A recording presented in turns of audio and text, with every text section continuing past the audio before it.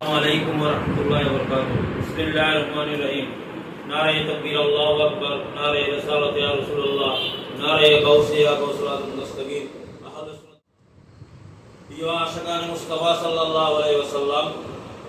আগামী 12 রবিউল আউয়াল 6 সেপ্টেম্বর রোজ শনিবার খাগড়াছড়ি জেলা আহলে সুন্নাত জামাতের উদ্যোগে পবিত্র ঈদে মিলাদুন নবী সাল্লাল্লাহু আলাইহি ওয়াসাল্লাম 10 জুলুস অনুষ্ঠিত হবে।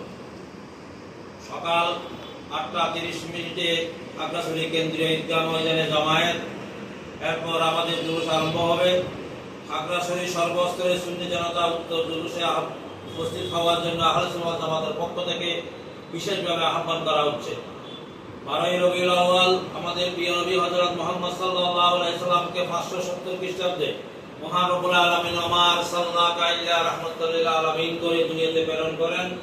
আমরা যে রহমত পেয়েছি সেজন্য আমরা খুশি, আমরা আনন্দিত, কুল কায়নাত আনন্দিত, আল্লাহর সৃষ্টি জগৎ আনন্দিত। সেই আনন্দটা হচ্ছে ঈদে মিলাদুন নবী সাল্লাল্লাহু আলাইহি সাল্লাম। তাই আমরা প্রতি বছরের ন্যায় এই বছরও খাগড়াছড়ি আহলে সুন্নাত ওয়াল জামাত ব্যাপকভাবে উদ্যোগ নিয়েছি। ইতিমধ্যে আমরা খাগড়াছড়ি পৌর শহরে আমরা অনেক ব্যানার ফেস্টুন লাগাইছি, গেট করা হয়েছে। আপনারা সবাই সব সময় দেখতেছেন।